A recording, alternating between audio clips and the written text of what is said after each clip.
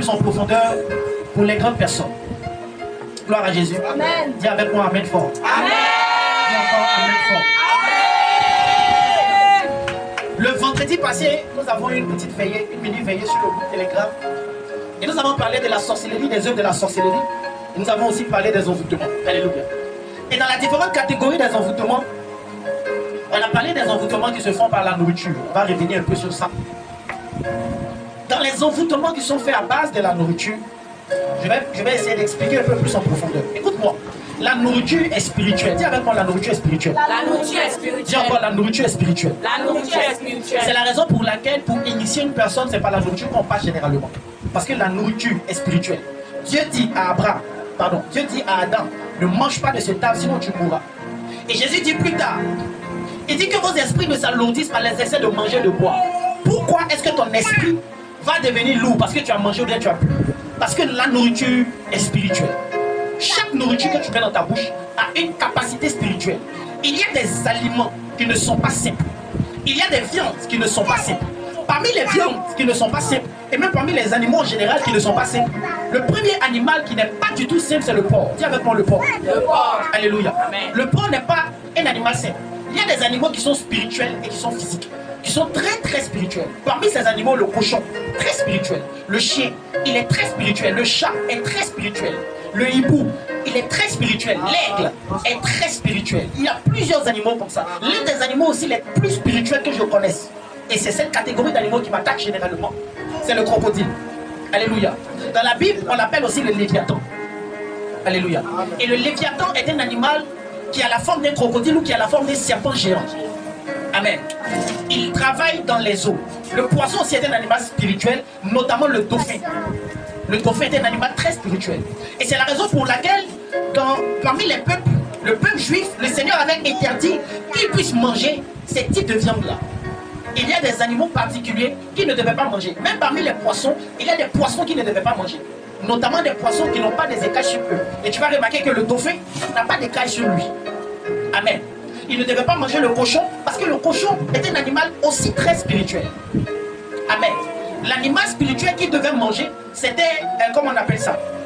La brebis, le mouton et autres. Parce que bien qu'il soit spirituel, mais il symbolise la pureté. Donc, lui, il pouvait le manger. Amen. Et tu dois comprendre qu'à travers la nourriture, on peut véhiculer des choses spirituelles dans la vie de certaines personnes. Regarde quelque chose. La Bible dit ceci. Isaac dit à son fils, Esau, il lui dit, va me chercher un gibier. Quand je vais, tu vas le préparer et faire un main comme je l'aime. Quand je vais manger, mon âme va te bénir. Alléluia. Il n'a pas dit que je vais te bénir, mais il dit mon âme va te bénir. Quel est le rapport entre la nourriture et le fait que l'âme d'Isaac puisse bénir son fils? Parce que entre la nourriture et l'âme, il y a un lien qui est très direct. Et je vais t'expliquer ça tout à l'heure. Vous savez pourquoi est-ce que le sorcier utilise la nourriture pour initier? Parce que le lieu spirituel dans le corps d'un homme se situe au niveau de son ventre. Alléluia. Le lieu le plus spirituel, là où est formée l'âme d'une personne, là où se cache l'âme d'une personne, c'est au niveau de son ventre. Et quand je dis au niveau de son ventre, c'est précisément au niveau du cordon ombilical, de nombril, du nombril. C'est là que se trouve le siège de l'âme d'une personne. L'âme, c'est quoi? L'âme, c'est la jonction entre l'esprit et le physique. L'âme est cet esprit-là qui est au milieu. Donc quand l'âme est au milieu, il a un bras dans le spirituel et il a un bras aussi dans le physique. Donc toute personne qui veut affecter ton physique, mais en même temps ton spirituel, cette personne passe par ton âme. S'il a pu avoir ton âme, il pourra troubler ton physique, il pourra aussi troubler ton spirituel. C'est la raison pour laquelle Jésus dit ceci. Que vos esprits ne s'alourdissent pas par les excès de manger et de boire. Parce que si tu manges trop, ton esprit peut être alourdi. De la même manière que ton corps peut être alourdi. Et c'est la raison pour laquelle, dans la sorcellerie, c'est la nourriture qu'on te donne. Parce que quand tu vas manger, que tu vas faire rentrer cela dans ton ventre, ça va se situer au niveau de ton abdomen qui est plus proche de ton âme. Et c'est ton âme qu'on pourra corrompre, qu'on pourra prendre. C'est la raison pour laquelle Isaac dit, emmène-moi de la nourriture. Quand je vais manger, je serai content. Mon âme va te bénir. Parce que c'est l'âme d'une personne qui bénit la personne. Alléluia. Regarde par exemple encore. La Bible a plusieurs exemples en ce qui concerne cela. Jésus dit ceci, celui qui donne un verre d'eau à un de ses petits que j'ai envoyé, c'est-à-dire un de mes serviteurs, cette personne-là ne perdra pas sa récompense. Ça, c'est ce que la Bible dit. Mais avant cela, Jésus dit, il dit celui qui reçoit un prophète en qualité de prophète, il recevra les bénédictions de prophète. C'est après ça qu'il dit celui qui donne un verre d'eau à un de ses petits, c'est-à-dire mes serviteurs que moi j'ai envoyés, il ne va pas perdre sa récompense. La récompense qu'il ne va pas perdre, c'est quelle récompense? Si celui qui reçoit un prophète en qualité de prophète reçoit les bénédictions du prophète, ça veut dire que la récompense qu'il doit recevoir, c'est la récompense du serviteur qui est parti vers lui, à qui il a donné un verre d'eau. Pourquoi après avoir donné un verre d'eau à une personne, cette personne ne perd pas sa récompense? Parce que quand le verre d'eau rentre dans son ventre et qu'il est satisfait parce qu'il a fait soif, son âme peut le bénir. C'est la raison pour laquelle ne jouez pas avec la nourriture. La nourriture est quelque chose de très spirituel et de très important. Si vous remarquez bien dans la Bible, quand Adam a péché, c'était parce qu'il avait mangé quelque chose. Alléluia. Et les conséquences du péché d'Adam de façon physique, c'était matérialisé par le fait que Dieu a dit, à cause de ce que tu as fait, la terre te sera maudite. C'est à la sueur de ton front que tu vas tirer ta nourriture. Donc, le péché est rentré par la nourriture. Les conséquences du péché se font voir aussi par la nourriture. Et Jésus, pour nous sauver, il dit, mangez ma chair et buvez mon sang. Donc, tout est rattaché à la nourriture. Dis à ton voisin, ne t'amuse pas avec la nourriture. Non, il ne faut pas t'amuser avec ça. Manger, c'est capital. C'est pour ça qu'à une certaine période, à un certain temps encore, je ne sais pas si ça continue toujours, mais à une certaine période, nos mamans éduquaient leurs filles à savoir préparer. Parce qu'elles se disaient, si quand elles vont savoir préparer, qu'elles vont préparer pour leur mari, si elles ont pu atteindre son ventre, c'est qu'elles pourront atteindre son âme. C'est pour ça que nos mamans ne s'amusaient pas avec la nourriture. Mais aujourd'hui, on va aller au resto. On va aller au resto. Non, moi je suis fatigué. Oui, je l'ai pas, on n'a qu'à commander. Il y a une livraison qui est là. On n'a qu'à prendre pizza. Tu sais, ton voisin, tu sais ce qu'ils ont mis dans la pizza. Est-ce que tu sais ce qu'ils ont mis dedans? Tu vois des gens qui sont rares devant une vendeuse. Elle les insulte, mais les gens sont là. Tu sais ce qu'elle a mis dans le piment de APS là? Tu sais ce qu'elle est là? Cabas, tu manges poids. Tu sais ce qu'ils ont mis dans le poisson là? Dans l'huile là, tu sais ce qu'il y a dedans? Spaghetti de dialogue, tu manges toujours l'eau qu'il prend pour pouvoir rester son spaghetti là. Tu sais où c'est quitté? Tu vois, c'est bien fait, c'est bien assaisonné. Tu sais c'est quel assaisonnement ils ont utilisé? Assaisonnement ils ont utilisé et puis tu ne peux pas laisser spaghetti de dialogue là. Tu connais d'où ça provient. Dis à ton voisin, est-ce que tu sais d'où ça provient? Alléluia. Celui qui a pu conquérir le ventre d'une personne a pu conquérir l'âme de cette personne. C'est à cause de sa femme. Tu veux conserver ton mari, garçon là, il n'y a pas son ancien, il n'y a pas son nouveau. Garçon c'est garçon. S'il a bien mangé, il est bien rassasié, amour il va te donner là. Non mais tu vas voir. C'est pour ça la plupart du temps, quand un homme est bien rassasié, il est bien content, il fait ce que vous savez. Parce que c'est l'expression de son amour qui est là. Donc il t'aime davantage après avoir bien mangé. Alléluia. Amen. Je pense que les grandes personnes ont compris. Toi tu souris, pourquoi tu as compris quoi? C'est ce qu'il a dit là. Qu'est-ce que toi tu as compris que tu souris? Les grandes personnes même ne sourient pas. Toi tu as quel âge là? Toi tu souris. Alléluia. Dis à ton voisin, mange bien. Mange bien. Arrivé à un certain niveau, et j'ai entendu un homme de Dieu prêcher sur ça, et j'ai compris exactement que c'était tellement vrai ce qu'il disait. Écoute-moi. La nourriture peut déterminer la dimension que tu veux atteindre, soit spirituellement, soit dans la vie sociale. Oui. Si tu manges de façon continue ce que ton cœur a envie de manger, ton âme sera beaucoup plus heureuse et tu pourras faire certaines choses que tu n'avais pas la capacité de faire avant. Parce que simplement tu manges la nourriture que tu veux manger. Dis à ton voisin, cherche l'argent. Cherche l'argent. Ouais, parce que c'est pas dans la poche des gens que toi tu vas manger ce que toi tu veux. Cherche l'argent. Cherchons l'argent. Oui, il faut chercher l'argent. Le jour que tu as envie de manger quelque chose, tu achètes, tu manges. Et tu vas sentir une certaine satisfaction après avoir mangé. Tu es content, tu souris quand tu rentres.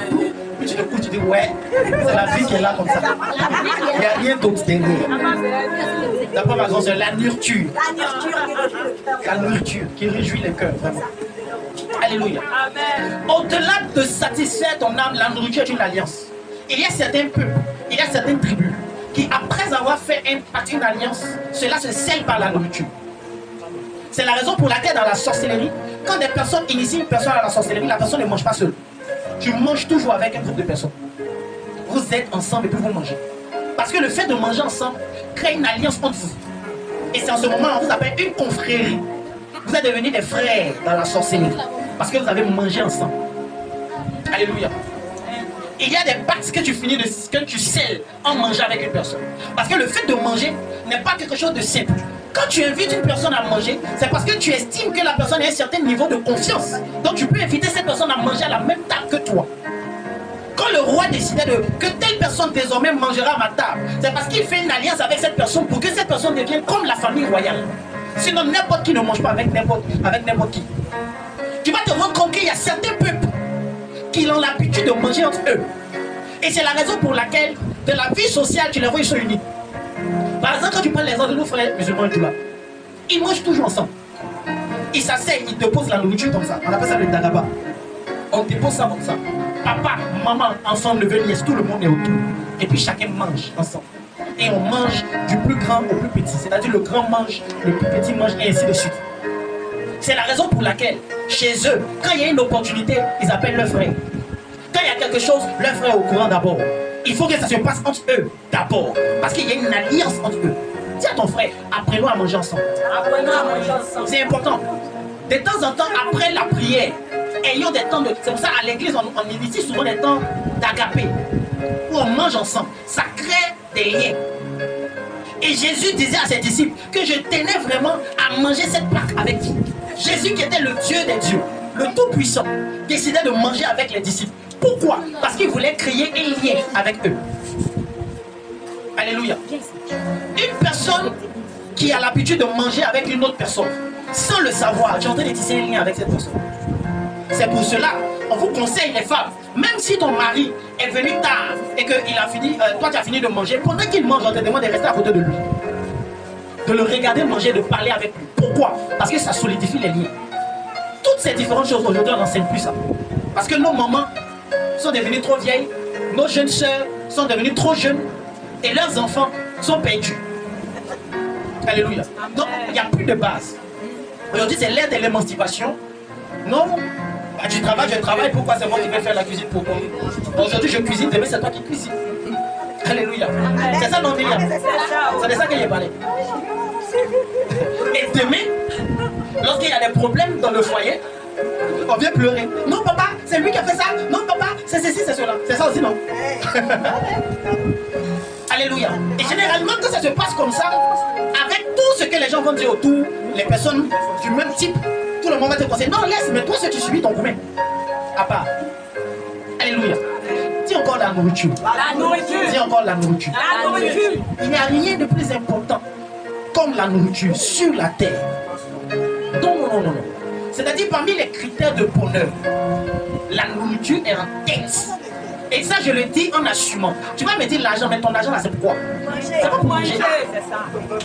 Quand tu vas finir de manger, tu peux faire maintenant tout ce que tu as envie de faire. Tu dis non, est-ce que tu as déjà nagé? Nager, c'est chier, tu es déjà parti à Sini, il faut avoir fait la Sini. Lâche ta Sini là-même, tu vas rien voir dedans. Tu vas voir ça en marigot. Je t'assure. Tu vas voir ça en marigot. Quand tu finis de manger, un homme sage a dit, je crois qu'il a été inspiré par le Saint-Esprit qu'il disait, il dit un homme qui a faim n'est pas un homme libre. n'est pas un homme libre. La joie d'une personne qui a mangé ce qu'il a envie de manger et la joie d'une personne qui a mangé juste parce qu'il avait fait, c'est pas pareil. Parce que nous deux, on est rassasiés. Mais moi, je suis rassasié de ce que je voulais. Toi, tu es rassasié parce que tu avais juste fait et tu as pris ce qui était à prendre, c'est tout. Et tu vas voir qu'en termes de capacité, les deux n'auront pas les mêmes capacités. Parce que l'autre, son âme est réjouie et l'autre, c'est sa force qui a été régénérée, c'est tout. Mais le mental qui va avec la force, ça, il n'a pas. Dis avec moi encore la nourriture. La nourriture. Dis encore la nourriture. La nourriture. Il y a des nourritures qui viennent du ciel et qui ont la capacité de changer quelque chose dans ta vie. Alléluia. Amen. Un jour, il y a un prophète du nom d'Élie que Dieu appelle. Il dit à Élie, fuis, va te cacher au torrent de Kérit. Arrivant au torrent de Kérit, pendant qu'il est là-bas, un ange vient et l'ange le réveille, il le tape. Il dit, lève-toi. Quand il se lève, il voit à côté de lui, il voit un gâteau qui est fait à base de pain, qui a été cuit sur des pierres et de l'eau. L'ange lui dit, lève-toi et mange. Il se lève, il mange et il se rendort.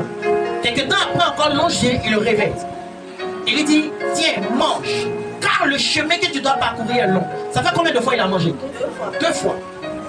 La Bible déclare quand il a fini de manger ce pain qui venait du ciel et cette eau qui venait du ciel, la Bible déclare qu'il s'est levé et il a marché 40 nuits, 40 jours et 40 nuits, sans manger, sans boire. D'où était venue cette force qui lui avait été donnée pour qu'il puisse marcher 40 jours et 40 nuits? Parce qu'il venait de manger une nourriture spirituelle. Dis à ton voisin, toutes les nourritures que tu manges en rêve ne sont pas forcément la sorcellerie. Toutes les nourritures que tu manges en rêve. Alléluia. Il y a des nourritures, quand tu finis de manger, quand le Seigneur te donne cela, il y a quelque chose qui change. Et l'homme de Dieu me rendait, pas moi, mais je le suivais sa prédication, il rendait ce témoignage. Il dit qu'il était en jeûne pendant quelques temps, pendant un certain moment, je ne me rappelle plus de la période de jeûne. Il dit que pendant qu'il était en train de jeûner, qu'il faisait son waiting on God, c'est-à-dire il méditait, il s'attendait à Dieu. Il dit qu'il a vu un ange apparaître devant lui. Et l'ange est arrivé avec un plateau en main. Et dans ce plateau, il dit qu'il y avait un fruit. Il n'avait jamais vu ce fruit-là quelque part. Et le fruit était coupé en 4. Et l'ange lui a dit, prends et mange. Et il a dit à l'ange que je suis en jeûne, je ne peux pas manger. Et l'Esprit de Dieu en lui dit, prends et mange, car c'est moi qui ai envoyé l'ange pour venir te donner cela. Et donc il a pris le fruit et il a mangé le fruit. C'était pas un rêve, c'était réel. Alléluia. Il a pris le fruit et il a mangé le fruit. Et quand il a mangé le fruit, il dit soudainement, il a eu une force qu'il n'avait pas. Et cette force-là lui a donné de pouvoir continuer le jeûne sans même sentir la faim. Alléluia. Parce qu'il avait mangé un fruit spirituel qui venait de Dieu. Ce que je suis en train de dire maintenant, c'est quelque chose qui est très lourd. Heureusement qu'on n'est pas nombreux. Je pense que si tu es là, c'est que le Seigneur veut te donner d'expérimenter certaines choses. Alléluia. Donc il y a des choses. Spirituellement, quand tu finis de manger, il y a une force qui t'anime. J'étais dans une période de jeûne de 40 jours, quand j'étais au Ghana. Et je devais sortir de l'école à cause de certains problèmes, de certaines choses qu'il y avait. Et pendant que j'étais là-bas, avant que je ne sorte, je ne savais même pas que je devais sortir. Mais j'ai dit à Dieu, trouve une solution parce qu'il y avait beaucoup de choses qui m'énervaient. Et la nuit, je fais un songe. Et dans le songe, je vois ma maman qui est en train de piler du foutou. Et vous savez, généralement, quand les mamans sortent de piler le foutou, quand on est petit, on est à côté d'elle, on lui demande la banane. Maman, donne-moi un peu de banane. Donc elle est en train de piler le foutou. Et j'étais à côté d'elle. Et elle a pris quelques morceaux de banane et puis elle m'a dit, tiens, mange. Et je lui ai dit dans le songe que non, je ne mange pas, je suis en jeûne. Elle a insisté, tiens, mange. Tiens, mange. Et j'ai pris, j'ai mangé. Et quand je me suis réveillé, mon ami avec qui je dormais est venu me voir. Il avait coupé de la banane plantée quelque part et il a fait la banane bouillie. Et quelques temps après, ils sont venus nous dire qu'on pouvait sortir, on pouvait quitter l'école. Moi, je ne savais pas qu'est-ce qui allait se passer après. Mais j'étais enthousiaste du fait de quitter l'école. Et il m'a dit, tiens, mange, on ne sait jamais. Il a dit non, je ne mange pas, je suis en jeûne. Donc j'ai laissé. Mais ce soir-là, quand on est sorti de l'école, c'était la nuit la plus longue de toute ma vie. Parce qu'on a marché plusieurs kilomètres. On a dormi dehors. Enfin, on n'a pas dormi, on a veillé carrément dehors. À cause de certains problèmes qu'il y avait, des policiers étaient partout. Je vous ai un peu expliqué ce jour-là ce qui s'est passé. Mais tout ce qui s'est passé là, j'étais dans un temps de jeûne de 40 jours. Mais je vous assure, je n'avais ni faim, je ne me sentais pas faible. Pourquoi? Parce que spirituellement, l'Esprit de Dieu m'avait donné quelque chose à manger. Une nourriture spirituelle que j'avais mangée. Dis encore la nourriture. La nourriture. La nourriture est tellement spirituelle que celui qui connaît le mystère de la nourriture a la capacité de devenir grand spirituellement. Il y a des moments où l'Esprit de Dieu va te dire spécifiquement, prends un moment de jeûne, mais ton temps de jeûne, tu ne manges pas de viande. Mange que des fruits et des légumes. Et Daniel a expérimenté cela. Ce qui a fait que Daniel était plus sage 10 fois que les autres, qui mangeaient la viande, qui buvaient le vin, qui faisaient tout ce qu'il voulait. C'est parce qu'il avait respecté une prescription que l'Esprit de Dieu lui avait donnée. Il a décidé de ne pas se souiller avec les autres maîtres.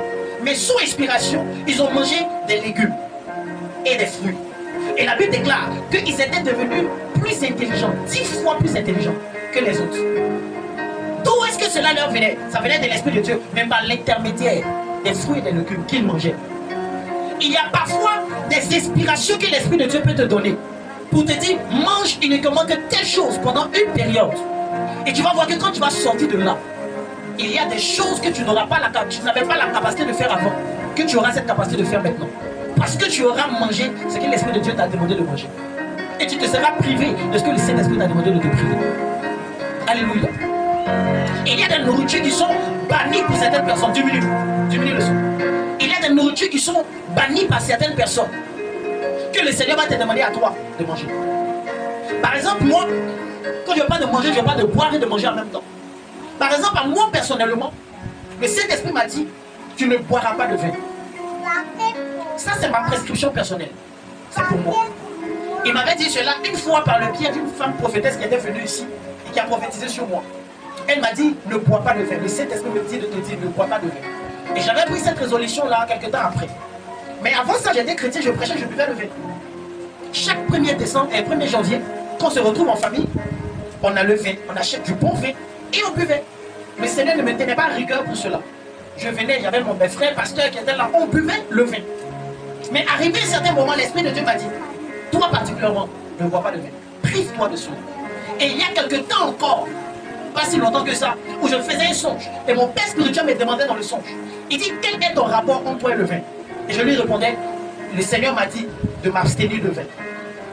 Et dans le même songe, nous nous sommes retrouvés le lendemain. Et il m'a reposé la même question. Quel est ton rapport entre toi et le vin? Et je lui ai dit, le Seigneur m'a dit, je dois m'abstenir de vin. Il m'a dit, ok. Et il m'a dit, je dois te remettre quelque chose. Mais avant que je te remette quelque chose, voici telle chose et telle chose que tu dois faire. Et il s'est appuyé sur ce que le Saint-Esprit m'avait donné comme interdiction, qui ne devait pas rentrer dans ma bouche. Parce que si, après avoir entendu toutes ces choses, si je me mets avec des personnes qui boivent le vin, ce n'est pas un péché pour eux, mais si moi je bois, ça devient un péché pour moi. Quelque chose qui rentre dans mon ventre devient automatiquement un jugement contre moi, un péché contre moi. Parce que c'est rentré dans mon ventre. Jean-Baptiste ne buvait pas de vin. Jean-Baptiste mangeait des sauterelles et du miel sauvage. Mais Jésus, il buvait le vin. Il mangeait la viande, il mangeait le poisson. Et lui-même, il dit que Jean-Baptiste se privait de toutes ces choses. Vous disiez que c'était un voyou. Moi, je mange, je bois comme vous. Et vous dites aussi que je suis Belzébuth. Donc, qu'est-ce que vous voulez au juste? Quand Jésus confirme qu'il mangeait et il buvait. Et quand je dis il buvait le vin. On ne va pas faire l'hypocrite. Jésus buvait le vin. Ce n'était pas un jus de raisin. La Bible n'a jamais dit que Jésus buvait, il buvait le vin. Ce n'était pas Valpierre, ce n'était pas Château Rouge, ce n'était pas Bordeaux, mais il buvait le vin. C'était alcoolisé, il le buvait. Pourquoi? Parce que dans son intimité avec le Seigneur, il n'y avait pas cette restriction. Que certaines choses doivent rentrer ou d'autres choses doivent sortir de sa bouche. Alléluia.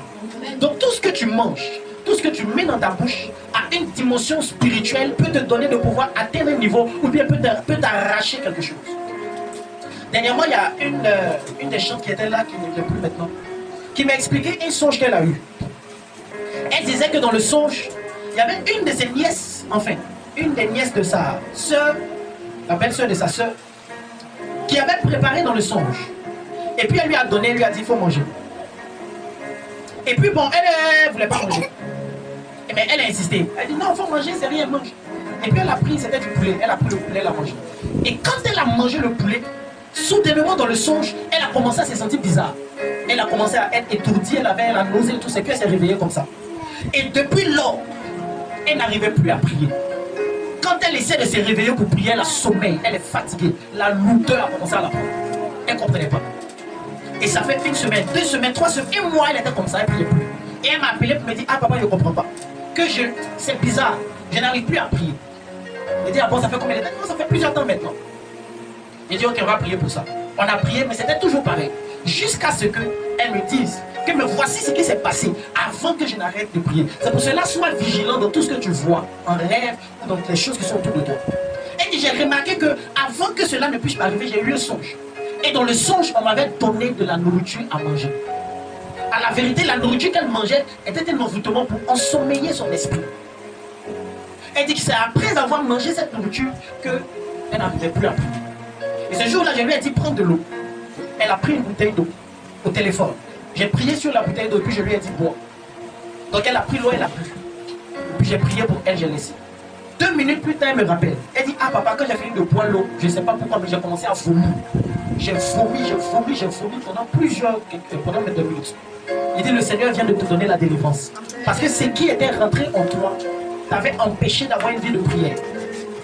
Mais maintenant, le Seigneur vient de laver ton ventre et enlever l'envoûtement du sommeil spirituel. Amen. Ce soir, le Seigneur va enlever l'envoûtement du sommeil spirituel en toi. Amen.